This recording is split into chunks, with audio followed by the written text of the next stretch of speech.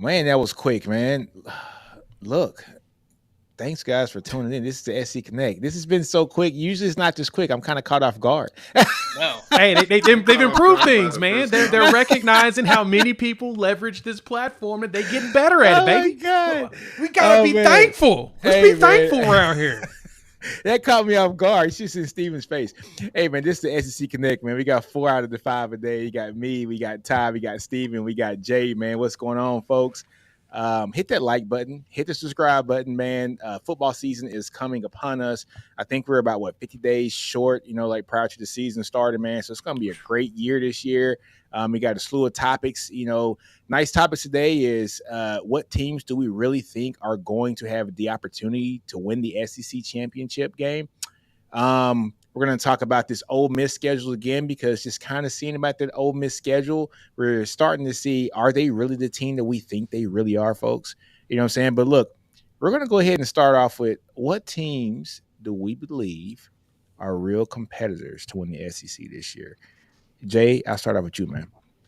Oh, it's got to come to me, huh? Just because we got the Alabama people in here, we got the Texas people in here, so we got to come to me, right? Well, y'all know me, and everybody. It's funny because, on my channel I have a lot of Texas fans, shockingly, right? That pop up. Not only do they come in just to hate, but at the same time, oh look, there's Chris. Speak of the devil. There he is. He's got home from work. Look at him with that vest on. Casket sharp. I see you with that vest on. Casket sharp. Guys, I'm sorry for being late. I was trying to explain to Gundy how DUIs actually work. Ooh, no. That's a fun. That was one of the dumbest things I've ever seen in my life. Heard in my life. Re-listened to it, and I'm just like, yeah, you weren't trying to explain it in any other way besides in the stupidest way possible. Exactly. PG levels of dumb. PG. Levels of dumb. But no, honestly, I think there's a legitimate for like 5 teams right now. And it'll be surprising for a lot of people, who I'm going to say, because it's dang near chalk, right? I think Georgia, Bama both have a chance. Good amount of players returning to the roster. I'll say it, Texas. I think Texas also has a chance. Look at you. A lot of additional players from the transfer portal, a lot of revamping and whatnot. There's questions. I put it like this: there's questions on every team except for Georgia right now, right? Georgia has the most tenured coach in the SEC right now, and head coach. They've been a juggernaut in the recruiting trail for a while, and it's still snowballing with the same coach.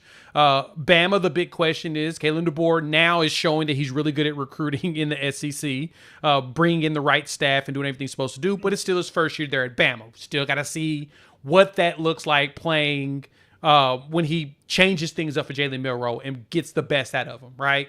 We saw what he did with Penix the first year, and in the second year with Penix exploded, right? So you got questions of, is it going to be the first year with Milroe, or will it have to be a second year to get the explosion that everyone's looking for, right? With Texas, like I said, revamping players, adding new people here and there. So there's a lot of retooling. The offensive line and having the same quarterback really gives Texas a leg up, because that's kind of probably the most critical thing you would need going into a new conference, in a very physical conference, is that type of continuity. So I'm totally there with Texas on that portion of it. 4th on that list, it's kind of weird to say, man, but I think the Lane train might figure something out, right? I think that Lane Kiffin does have a chance to prove all of the doubters wrong. He has to just execute, and that is where I have fear. But at the same time, he found a way to keep the games that he lost last year close. He wasn't getting spanked. It's true. And I thought he was going to get spanked, but he wasn't. So that's kind of shocked me. And the 5th one, go ahead, homer it, man. I think Oklahoma does have a chance. And I say that for one reason. The SEC has a tradition of the defensive teams beat the crap out of everybody, right? We saw that Ole Miss, Missouri, Tennessee, all of them were kicking tail offensively, right? They were looking good last couple of years, just out there just running it, right? As soon as they ran up against Bama or Georgia, that defense shut a lot of that stuff down, right? The one thing I give to Oklahoma, bringing in the third year in a Venables defense that's infamous for getting better in the third year, you know, the build-up, having all of that continuity coming back on that side of the ball, my question is still on offense, right? Still young. And even though we have veteran skills positions, still got that offensive line and quarterback that's got to figure things out. Got a veteran coach that's been doing it for years, so I'm not too concerned, but it still needs to be proven on the field. I can't, no matter what I say to people, no one's going to believe it until it's seen, even though we know certain coaches do certain things and get certain things done. Like, I'm not questioning a Kirby Smart defense right now, right? I wouldn't question that for years. I wouldn't question a Lane Kiffin offense because he's always figured it out, right? That's just what it is, right? Sarkisian's going to figure out the offense. That's what he does. I think that's the thing that helps with Oklahoma with Brent Venables is he's going to figure out that defense like he always does. Be lights out with the build up, right? And so that's the 5. I think Missouri lost a lot of staffers, and he lost players too, man, and players, right? Straight. I mean, look, people are not paying enough attention how big of a loss Schrader's going to be this year. I think they've lost a lot of components that people don't think about, right? Like, it's everybody's focus on Brady Cook and Luther Burden in the wide receiver room, which is really good. Yeah. Totally going to give them that. But who's running the ball? Who am I supposed to be threatened by in that position, right? Defensive line, right? There's a lot of questions. There's a lot of youth. And because there's more youth than veteran in some of those, makes me weary. Tennessee, Pierce Jr. is a monster. I mean, we see NCAA believes that he's a monster. The NFL said he's basically the number 1 pick at this point, right? He's top That's 3 what at minimum. At minimum, right? Yeah. But who else is there? Their linebackers are questionable, so is the secondary. Still got a lot of questions there with Tennessee, right? LSU now has Missouri's defensive coordinator and defensive staff, basically. Can they turn that around? And we got to see what Nussmeier looks like, right? I know Ty is a little bit higher on him than most, probably. But you still got those questions about what that's going to look like. So if there's anything, that's the 5 that I pick. Everybody else is just kind of meh as of right now. Hey, Marcus Dent, man, thanks for the $5 shout out, brother. We appreciate that. You got a question, Marcus? Just put it in the chat, man. Steven, how about you, man? So I'm against the grain on this one. So I agree on Georgia, and this is the way I look at it. Do you legitimately, like, when we talk about contenders? Let's cut straight to the point. Are you good enough to get to the SEC championship game? Or are you good enough to win the game? Period. Like, there's hot teams, there's teams that look good and all this type of stuff. But at the end of the day, can you get there? And what has history told us about these things? Georgia, there's no questions. I agree with Jay on that point. Texas, I'm high on for the same fact that Jay said. Coach, quarterback combo. They're coming off the playoffs. You have a Quinn Ewers in year 3. Sarkisian we're finally going to see Steve Sarkisian with a year 3 quarterback, which he's done legendary things with throughout his career. He just hasn't gotten to year 3 with a quarterback yet at Texas until this year. And then obviously the returning talent that we have on both sides of the ball. Jay, you mentioned the transfer portal as well. And I think our schedule will be able to manage it. So I have Georgia, Texas. I actually have LSU in this mix. I'm high on Brian Kelly. I like the coaching, alignment that they've done on defense. I do think Nussmeier is going to ball. I think that what they left in place with, even though they've had some shakeup on the offensive staff, that was still the number 1 offense in the country last year. And I know they lost a lot of guys to the NFL and all that, but they've reloaded quite well talent-wise. It's just some of these guys may not be household names yet, but if you watch them in the spring and some of the guys that they had in the bowl game, I also trust Brian Kelly. I'm also looking at this from the coaching perspective. This is now, his 3rd year in the conference in the SEC, right? So him being more comfortable, him now being in year 3 with some of his recruits, what he's been allowed to do, I'm high on LSU. The next team I have, I actually do believe in Missouri. That schedule is so they It's have favorable. that schedule's ridiculously easy. I'm sorry. Compared to everybody else, and you guys are talking about Cody Strader. People don't know about Marcus Carroll. Marcus Carroll is going to be their starting running back this year. He ran for 1,400 yards at Georgia State last year. They got a home run back out of the portal. They got another kid out of the portal to play running back, and they've upgraded their offensive line. Plus, they hit the portal heavy on the defensive line as well. I like the additions that they made. And the thing is, Brady Cook is probably the most underrated QB, arguably in the country, especially considering the fact that he was their second leading rusher last year. He's going to carry a lot of that weight running the football as well. That schedule, again, I mean, it's now or never for Eli Jinkowitz in taking advantage of that. The only other team that I'll mention out of respect is Alabama.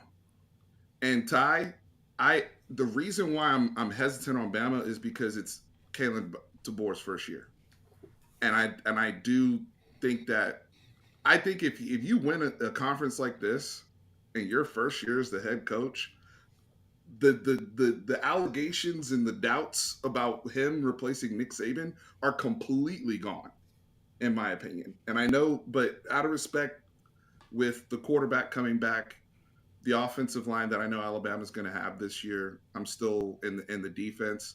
Mm-hmm. But the thing is, I'm hesitant on it because I'm like, how often do you see a first year coach with, granted, what he did at Washington, go out and just immediately win a conference? That I think that's pretty rare. So those are the teams I have: Bama, Missouri, Texas, Georgia, and LSU. Hey, Steven, I want to, just kind of just have this question answered here. So Marcus Stin says, look, man, what was it, 2012? That's when Missouri made it to the SEC championship their first year or so. I believe can Texas do the same. Look, I think this is different because the offense that was brought in by A&M, and the other Big 12 teams that actually came into the SEC, you see that rampant right now through the SEC. So I think the Big 12 kind of took that by storm once they got into the conference. But now a lot of these offenses kind of mimic each other. Right. So, but if it could be done, two brands like Texas and also OU, who are teams that really build themselves now with the offensive line, with the defensive line, I think they can compete. And I'm not going to say win the SEC the first year, but they really got a good shot at doing it. I completely agree with that, Nino. The two teams that came over back then was Missouri and Texas A&M. Johnny Manziel immediately won the Heisman. Yeah. Missouri immediately had success. They were running classic Big 12 spread offense back then. Mm-hmm. The SEC, this is a completely different conference now, to Yep. your point. Very true. How many teams are running veer and shoot in the SEC? Multiple people running. 3 or 4, yeah. Long are the days, man, where the SEC has a 250-pound linebacker. You know what I'm saying? That's like clock in the middle. You don't see that often anymore, right? Or 260 pounds just run stopping guy. You got to be so versatile now. And I think that the league is kind of caught up with the Big 12 when it comes to the offense, but also still able to have the athletes to play in space in the defense, which is something that the Big 12 usually doesn't have. So, look, man, Marcus, great question. Great question. I think I'm going to hand this over to Chris. How about you, man? So we're picking how many teams? 5? 5, 4, 5. Anything. It doesn't matter. There's no number. Just who do you think is capable of winning the conference? Oh, I mean, I would definitely, I would put Bama in there. I don't really have any doubts about DeBoer. I think what he's going to do for the offense, I'm on record of saying that to Ty so many times. What he's going to do for Milroe is just simplify the game. He's going to bring a college-friendly offense to Alabama and give him the ability to kind of just go out there and really just truly do his thing. And that offense, in my opinion, all the emphasis, all the pressure, everything is on the wide receivers. The wide receivers really control the narrative of that offense as far as what they're going to be able to do. I think the running game is going to be solid as well. Georgia, now I would say I kind of have some. I am worried about Georgia offensively simply because I know Bowers is not back there. I know that you guys all tell me, oh, well, they got really good recruits at tight end, this and that. But yeah, you don't have, I don't know if you got guys that are running jet sweeps and doing the stuff that he was doing consistently, right? So what do we see this offense go back to without having that centerpiece, and then also having a Lad McConkey out there as well, who was just, I mean, he was always open and he was always reliable. I mean, it's not all the time that you get a receiver that's both, right? So the whole thing is that do we see Kirby Smart with Jake Fromm, or do we see Kirby Smart with Stetson Bennett and what he's had with Carson Beck, right? So Mm-hmm. do we see him revert or regress, or do we see him still stay par or even go over with with Bobo as the OC? So I mean, I think that's the thing. Defensively, you don't doubt them. They're just reloading. They're going to be fine. But I mean, I'll put them there, but I do have some worries about them. Ole Miss, it's just it's the flip of the coin game, right? Flip of the coin as far as the head coach, who is the OC as well. As far as, is he going to really pay attention to detail and get Jackson Dart ready to really go out there and rumble? Because those two they go as far as those two go. But also Pete Golding, I think he called a better defense last year, but still at times he kind of left you scratching your head, right? Mm-hmm. I mean, Ole Georgia Miss is team for there. sure. Yeah, Ole Miss is there simply because of, I would probably say, the schedule. I think that gives them a nod. I do think that I want to say this carefully. No, I'm not. I do think OU has a great chance to really be in the conversation, honestly, simply because I think the defense is going to be lights out this year, and I really do. I truly believe. I think Jackson Arnold is going to be lights out as well. But like I've said before, man, we've all said it before coming to the SEC. The SEC in 2024.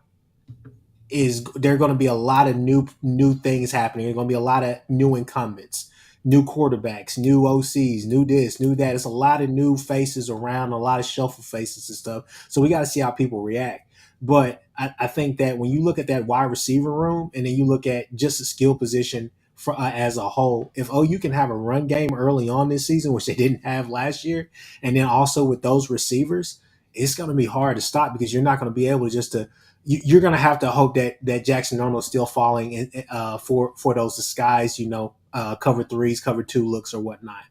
Outside of that, I would say probably, be honest with you, probably Tennessee. I think Tennessee has a chance to be really good as well this year. But, offensively, you guys are not worried about Nico, whereas I'm kind of worried about their wide receiver core, because they don't have that true number one, in my opinion. I think they got Squirrel White, but is he the most, is he going to be the true number one to really take And the is roof Brew off? McCoy healthy too, right? Yeah, Brew McCoy too. So I really think those teams. If I had a sleeper, I know I'm gonna take some flack for this, but I keep saying, man, I'm gonna keep preaching it until they prove me wrong. But man, the more and more I look at Texas A&M, I just think, man, offensively, I don't know what they're going to be. I don't trust Weidman all the way, but I do say Colin Klein is there, and Colin Klein he's done more with less. And the fact of the matter is that defense is not going anywhere. I think that defense is going to be pretty lights out as well. It's going to be hard to move the ball on. It's going to be very difficult. You think Elko as a first year head coach is going to win the SEC, or has a potential?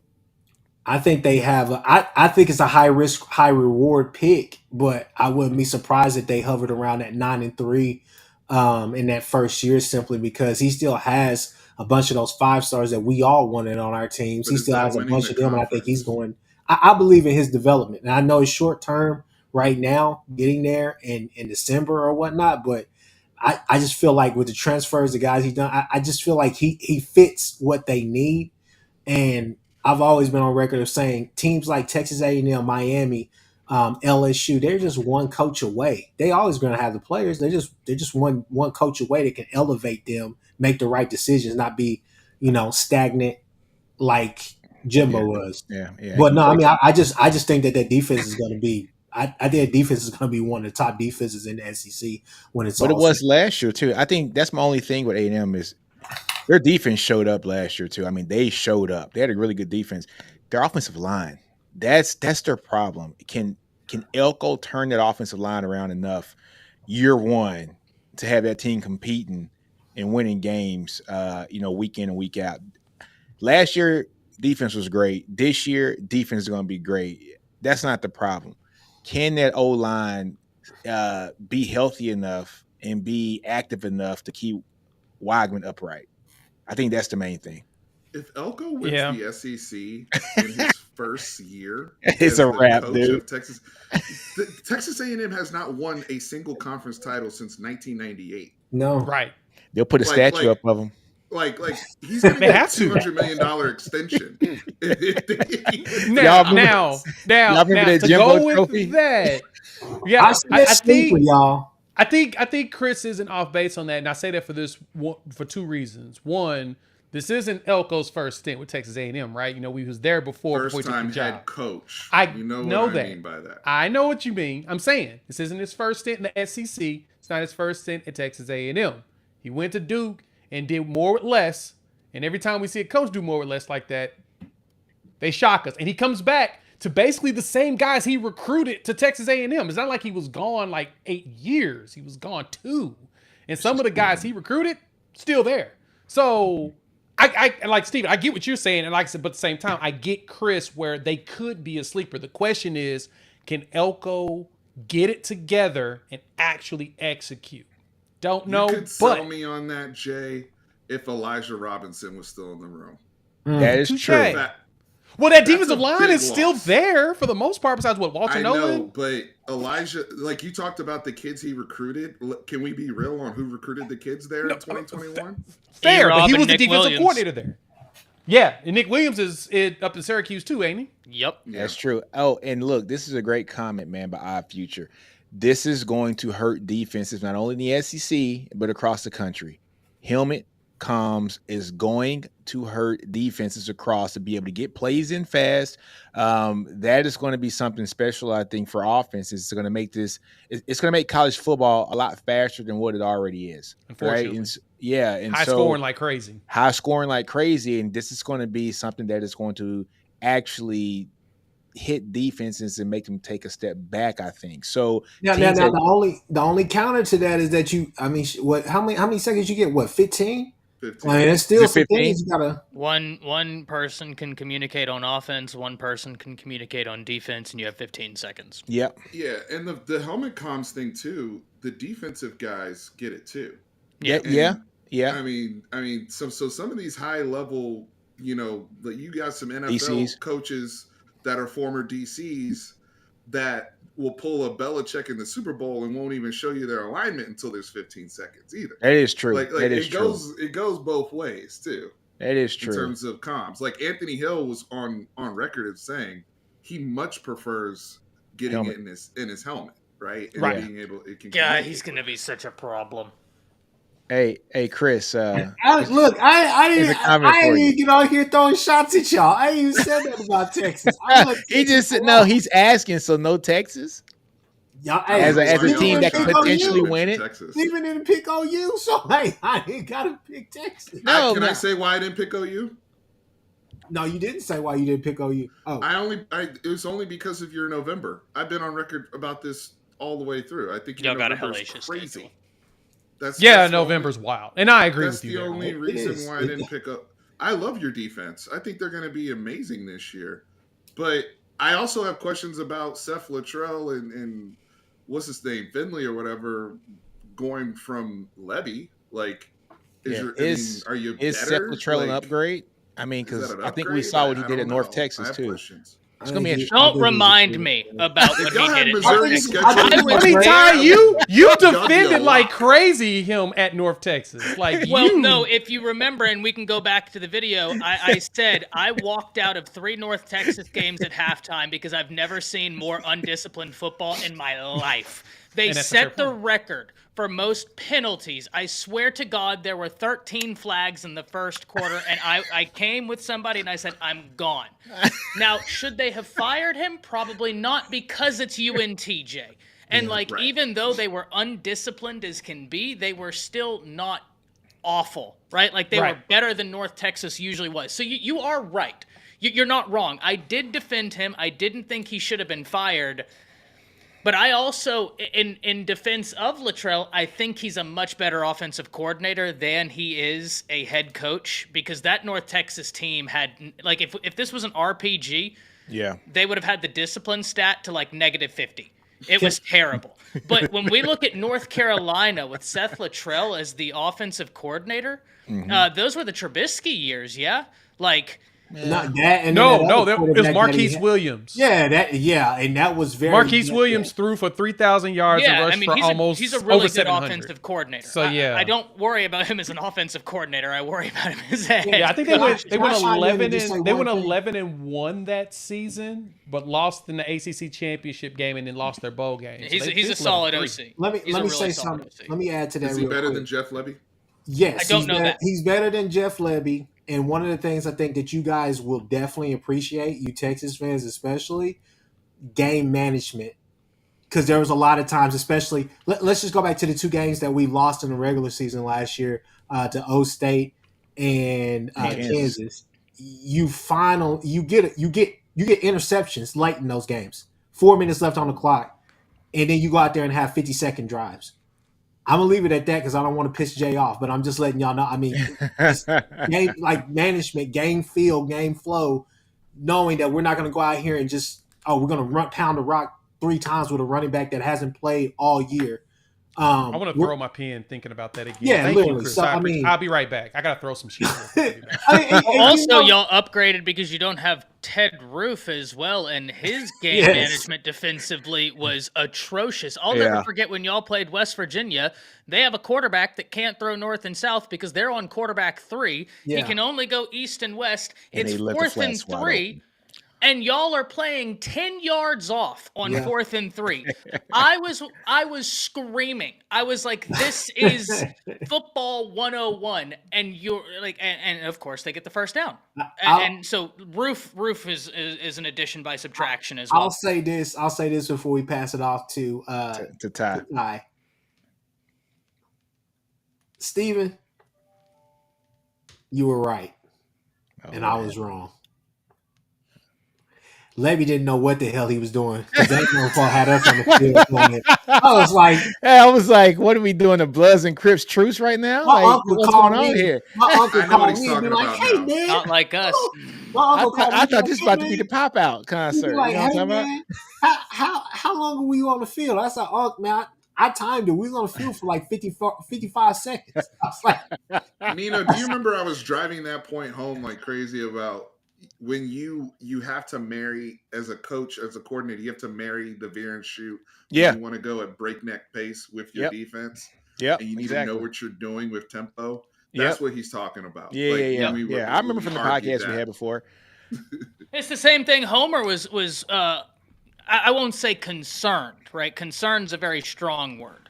Yeah. Homer questioned not the hiring of PK, but the order of hiring whenever Texas took over, because PK was the last guy, he's like, this is a good hire, but like, is it going to? And it's worked out, right? Like it's worked out for the most part. I like PK.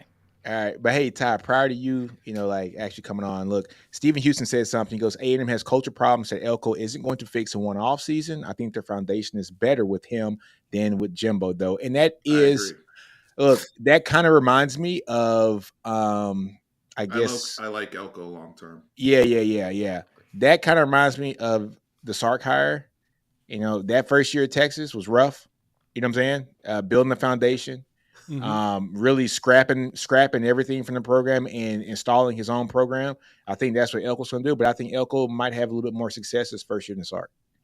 So look, I'm with Chris. I think A&M had the potential to win 9 games this year. Their schedule is pretty difficult, but I just got to see the offensive line, man. I got to see how the offensive line is going to go. But it's A&M, and I think they suck anyway, so it is what it is. But Ty, over to you, man.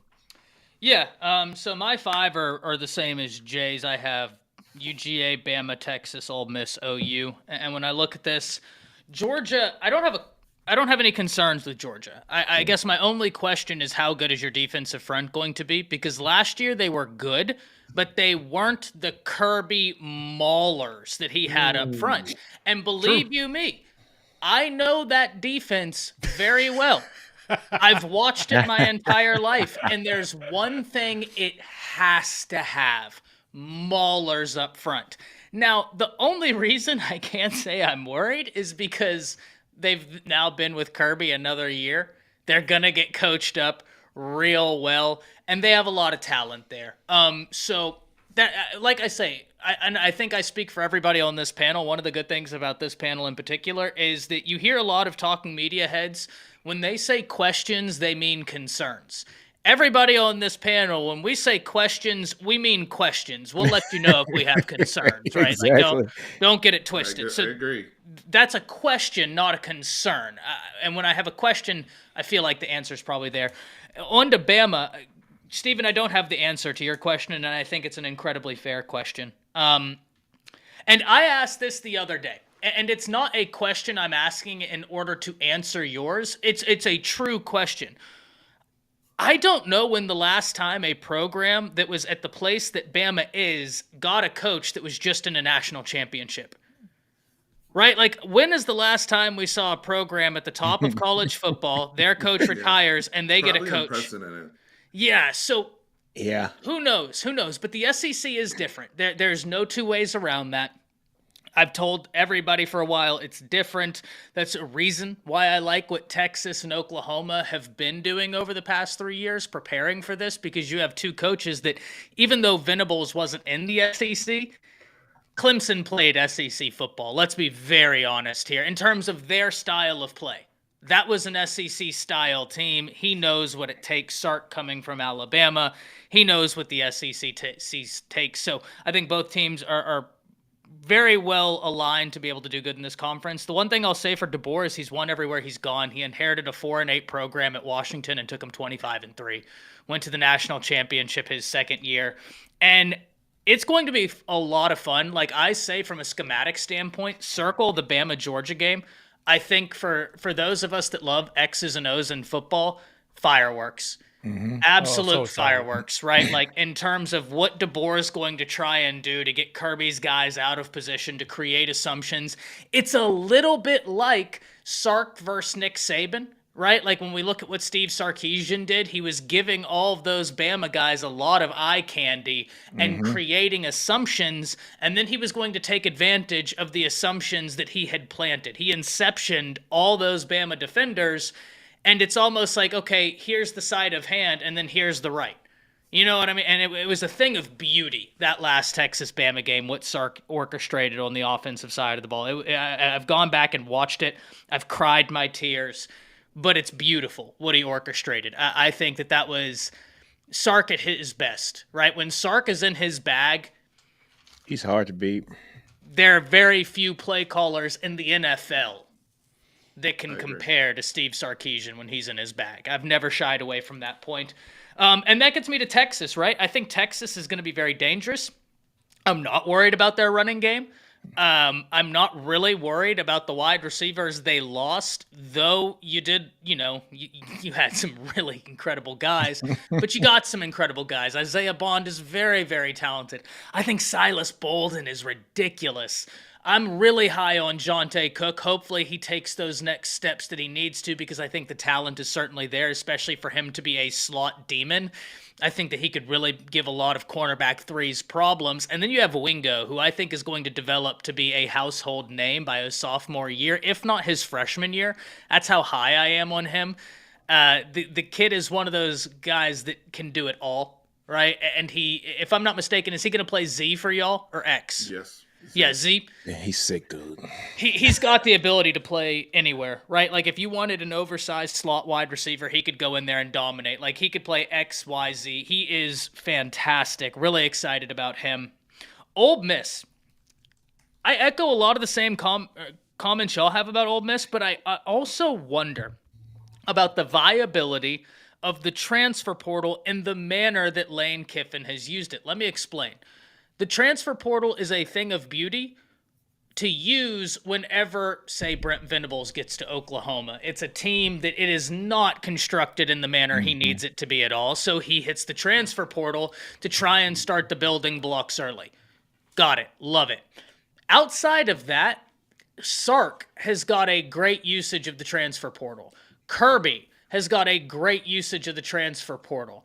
Saban, they used it as Band-Aids. They didn't use it as a construction piece for the roster. They said, okay, here's what we have. Let's Band-Aid up. Let's go to war. And it worked. Ole Miss isn't like Colorado, where the whole team is built from the transfer portal, but it's also not like Georgia or... And I hate to say this because there's this notion that Ohio State took everyone in the transfer portal. They only got like 7 or 8 guys. Right. It's just the names that they got were astounding. They got stars. They got big names. Yeah. They got stars. So even they used it more as a Band-Aid. I'm very interested in how that's going to play a part. Go ahead, Jay. I was going to add to that what you said. That's where my Lane Kiffin questions come in, is the execution portion of it, right? He has been basically the litmus test on building a team borderline 100% from the portal, right? Recruiting wise, they do decent. We've seen them do decent there, but they're never in the top 5 of the SEC as far as classes go, right? We're now going to see between him, it's like him, Coach Prime, and Dan Lanning are battling to see who can take in the most portal guys that actually play for their team a lot of time, right? And like you said, it's better as a Band-Aid, which I see that's what Venables, I've noticed he's doing. I'm seeing Sark doing the same. DeBoer did the same thing at Washington, right? There were certain positions he knew he needed to supplement. It's more of a supplement instead of a primary, which we're cool with. You know, Dabo Swinney's going the whole opposite direction where he takes 0 transfer guys, and he's trying to say that I'm going to do this only by recruiting. I don't think that's going to work long-term. I don't know if it's going to work long-term to be getting a whole bunch of transfers and constantly rotating through guys, but it's a very interesting test. And that's why I'm so intrigued with Colorado and Coach Prime, and I'm kind of rooting for him. I want to see if he can really 100%. bring it together. It's fascinating. And same thing with Ole Miss. It's fascinating to see. I think the problem I see with Ole Miss and why I'm so hesitant about the execution portion of it is they took a ton of big name people that we had questions about their work ethic anyway, right? It feels like a lot of those dudes are kind of just like, man, he's great when he feels like playing. Yeah. It feels like he was willing to snatch every single one of those. Yeah, I'll take all 5 of them. You know what? Give me 5. You know what? Add double ice cream on that. I'll do it. Like, man, your stomach ain't going to feel right. Give me more. I just want to see if that hits that way. You know what's crazy, Jay? There was a time whenever Dylan Edwards transferred from Colorado, right? And the Colorado media was like, oh, well, we want guys who like aren't going to run from competition, and that's what we're building. Right. And they kept like slandering Dylan Edwards, and they were like, he doesn't want to have competition. That's why he transferred. And I'm like, yeah, and that's why. Like, how can you say that and then in the same turn be like, we're getting this guy from the transfer portal who's also transferring away from his situation? Yep. And I was like, your argument isn't can't have it both ways. You know here. what I'm saying? Yeah. But my last team for my 5th is OU. The only reason OU, and this isn't in any particular order, but the big questions I have for OU, once again, questions, not concern. I don't think the offensive line is going to be bad. You have Bill Beatonbow, right?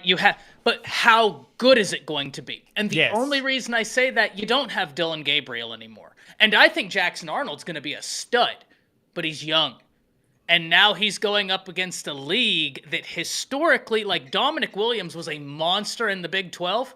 You got a lot of Dominic Williams in the SEC.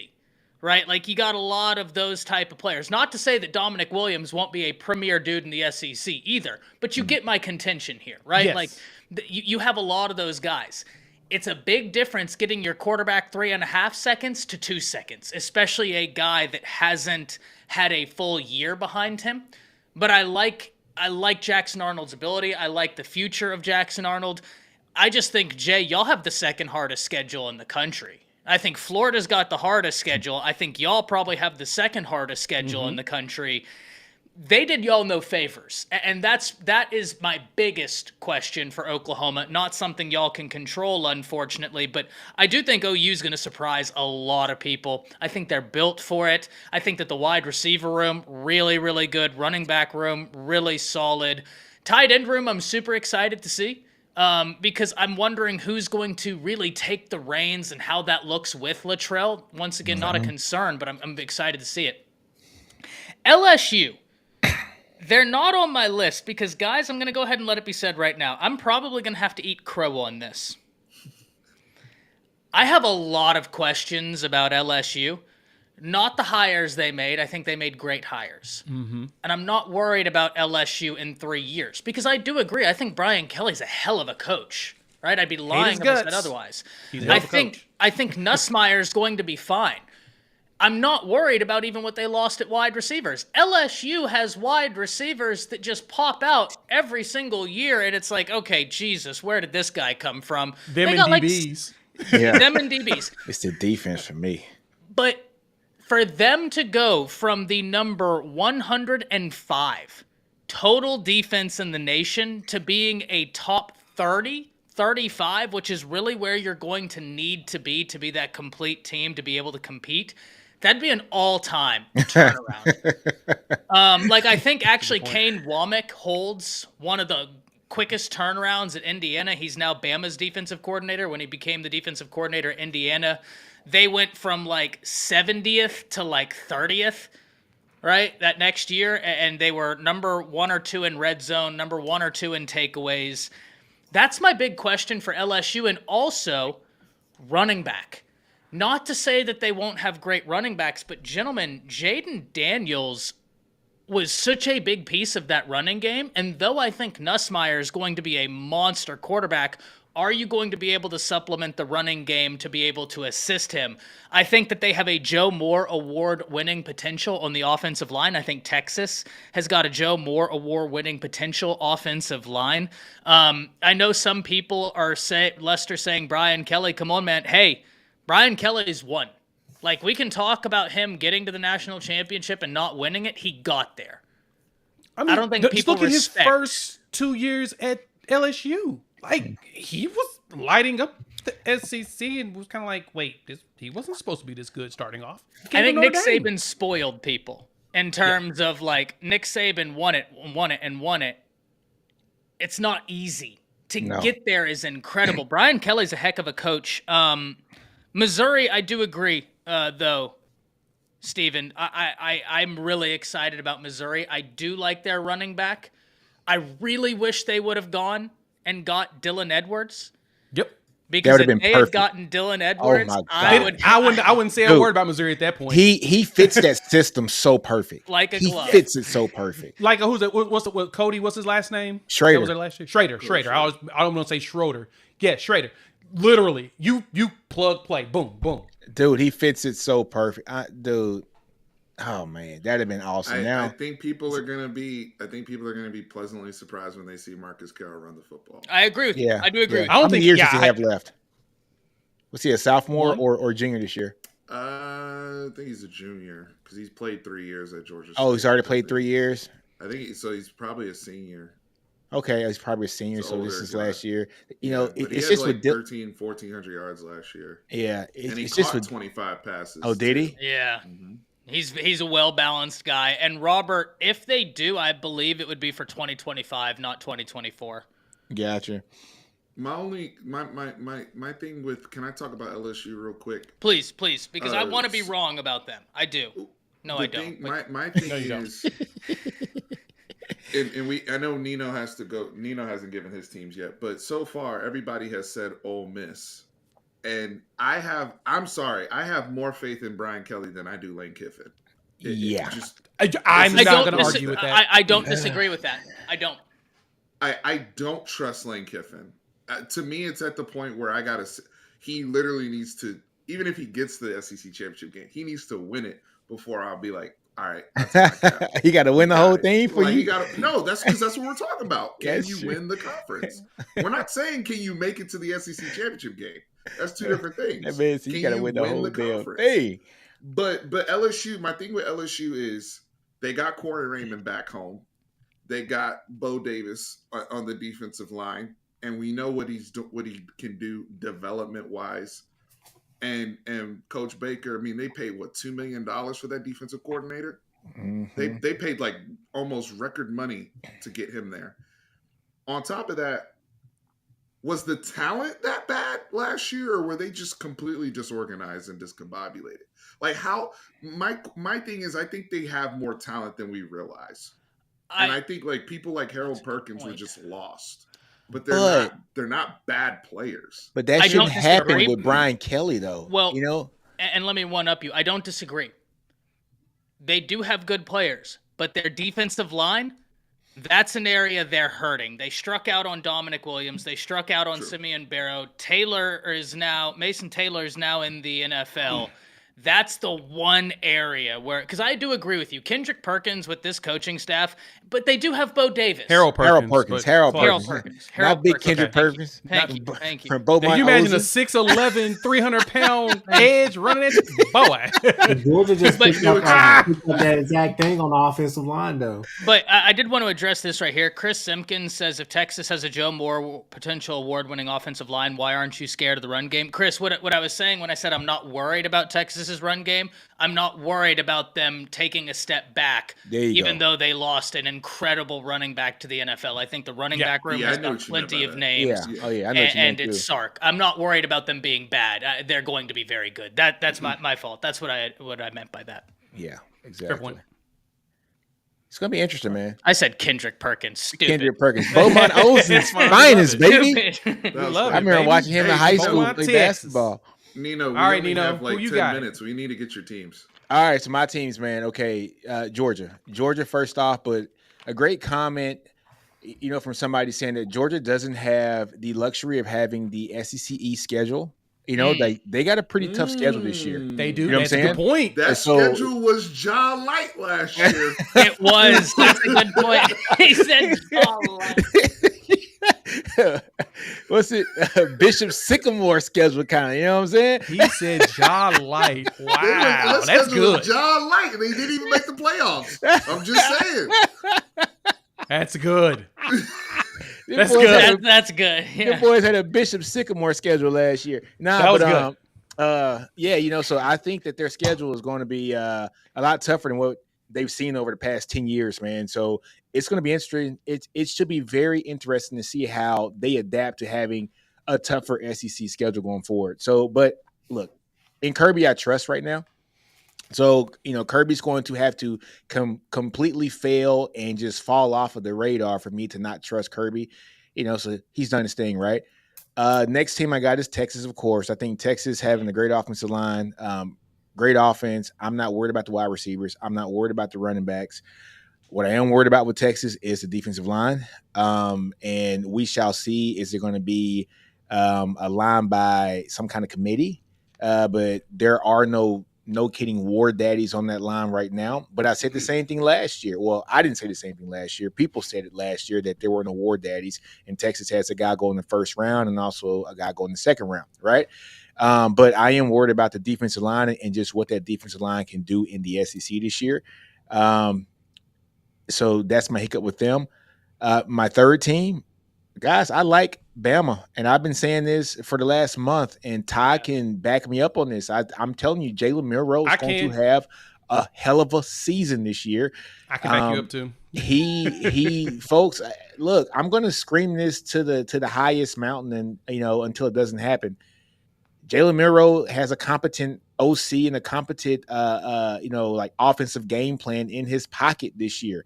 He did all that last year with Tommy Reese as his OC, and it looked like a very incompetent offense last year, folks. I mean, let's just keep it real.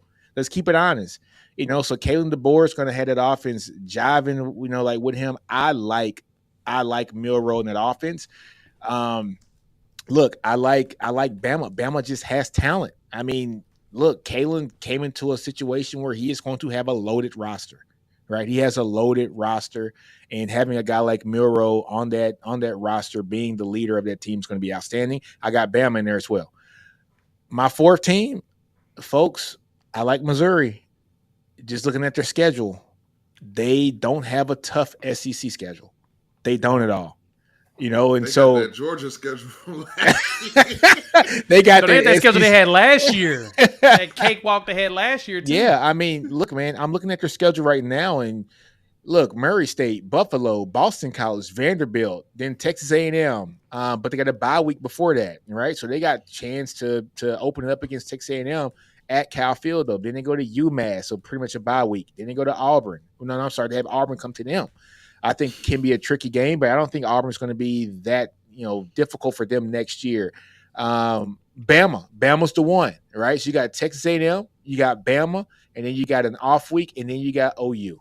Right. And so they got 3 games, I think, in that stretch that are losable games.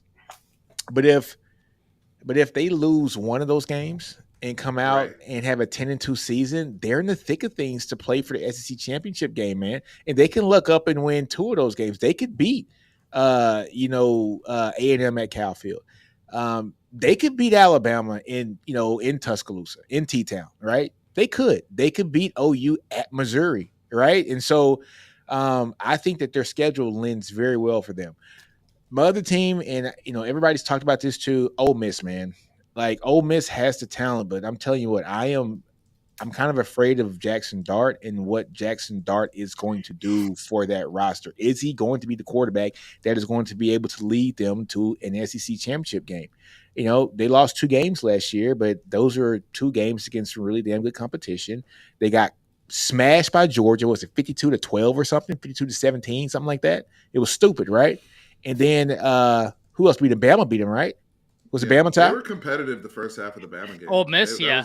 Yeah, but they didn't have the competitive depth, right? And so when they got tough on them in that second half, Bama's competitive depth just took over in that game. The Georgia game was alarming, though. To get beat out by Georgia that bad, though, I mean, 52-17, 52-20, whatever it was, that's alarming to me for Lane Kiffin. And so, look, I understand he got his guys from the portal. We get it. I don't trust Jackson Dart at all.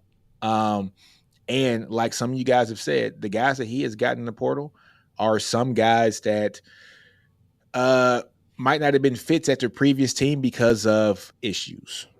And so Texas went through that with a couple guys when Sark came in, and he brought some guys in that had questionable, issues from the previous team, and it didn't work out for those guys in Texas. Is that going to happen again with Ole Miss bringing in guys that had some character issues at other teams, right? So that's my thing. Those are my teams. Dark horse, though, I do like OU. I do. I'm just worried about the offense. As far as Jackson Dart, basically breaking in a redshirt freshman, first year in the SEC, redshirt freshman coming in and doing his thing. I like Jackson Dart. He's tough as nails. But my only question with Jackson Dart is he likes to dip that shoulder, man. He likes to hit people. Hey, man, and as a football fan, I love it. But as a quarterback, you got to be smart with the hits that you take. You got to get skinny in those situations and just live for another day. And so that's my only fear is not Jackson Dart, is Jackson Arnold going to be able to mentally at that young of an age say, look, I can't get this. No hit stick slide. So I don't think he has that in him yet because I think he still thinks that he can do what he did in high school. But it's going to be BV beating that out of him, right? Like, kid, if you don't, I'm taking you out. Right? I kind of feel like Jackson Arnold's going to hit us with some Drake May stuff, and that's kind of where I'm a little nervous too. That's where I'm nervous. Don't be too cavalierish. Slow down a little bit. But I see that more than I see him dipping his shoulder. I mean, all you got to do is put on a tape of Quinn Ewers, right? So, yeah. Hey, look, hey, we all know that Quinn has injury problems. I get it, but I'm comfortable with our backup.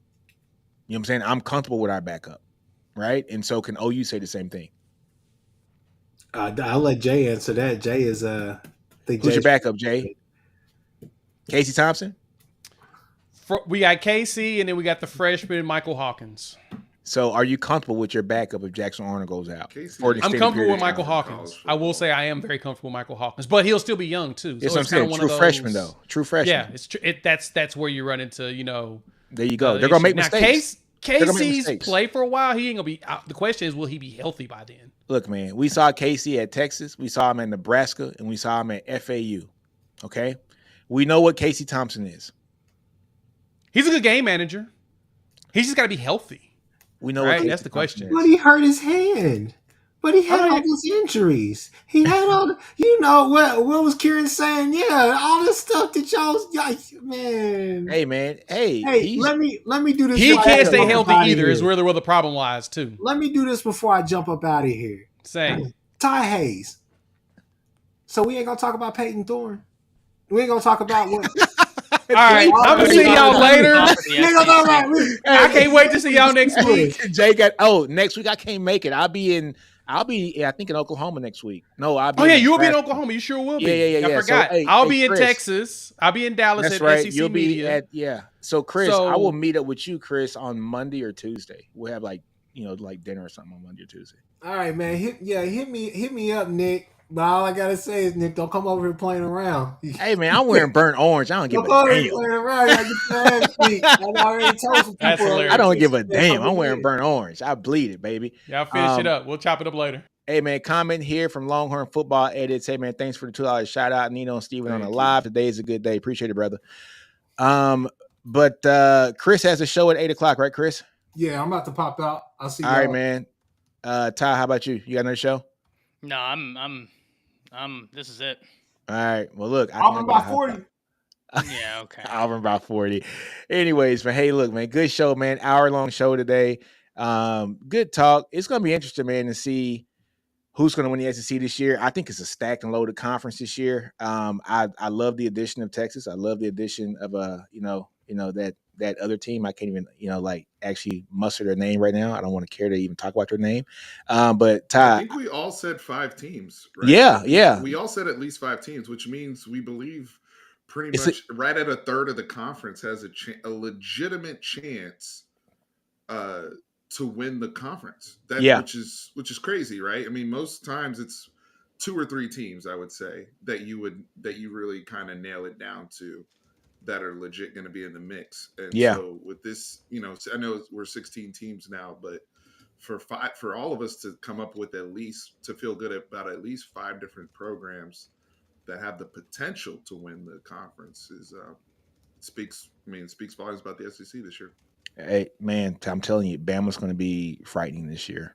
I'm telling you. I just got a feeling that I think Ty said it best. We've never seen a coach that played in the national championship game get hired on to a team that finished 4th in college football rankings in its season that he's taken over for it, and also took the national champions to the last play of the game in their playoff game.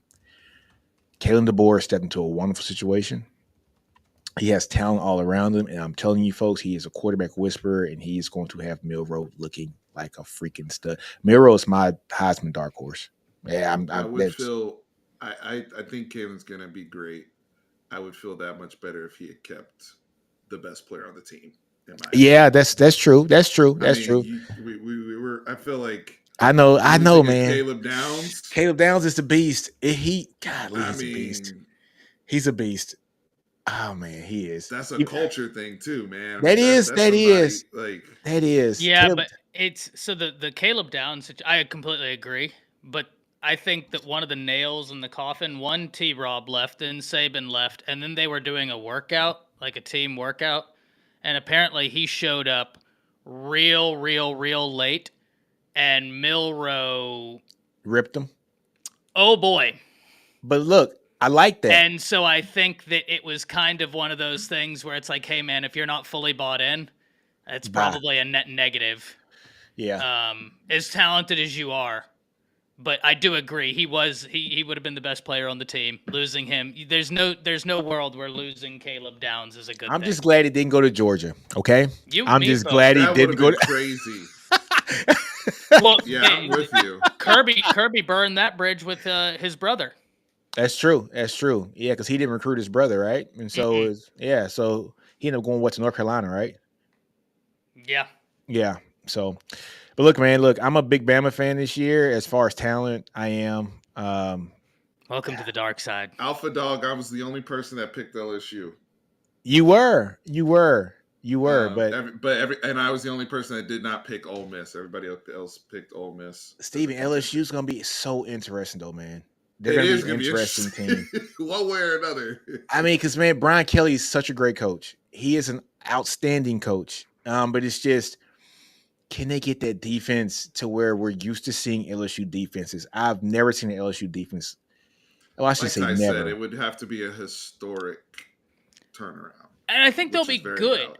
But is it going to be good enough? Because I think Texas's defense out the gate, like, yes, you're wondering about the defensive line. Yes, but I think we want to see that back end get better. But you got Makuba, who I think is probably the most underrated. Bro, I think that there's a principled argument that's OU and Texas each got an addition out the transfer portal that nobody talks about, and for the life of me, I can't figure out why. For y'all, Makuba, and for them, Sam Franklin, the running back, who put up monster numbers. Like, the guy is freaky. I don't know why. And then people aren't talking about the cornerback. Is it Javian Cole from San Jose State? Yeah. He graded as one of the highest rated cornerbacks in the nation. Yeah. He's a monster. So y'all did do great there, and I've said this before, and I'll say it again. I think Anthony Hill, I think the SEC is in for a rude awakening. That kid is Himothy. Yes, he's incredible.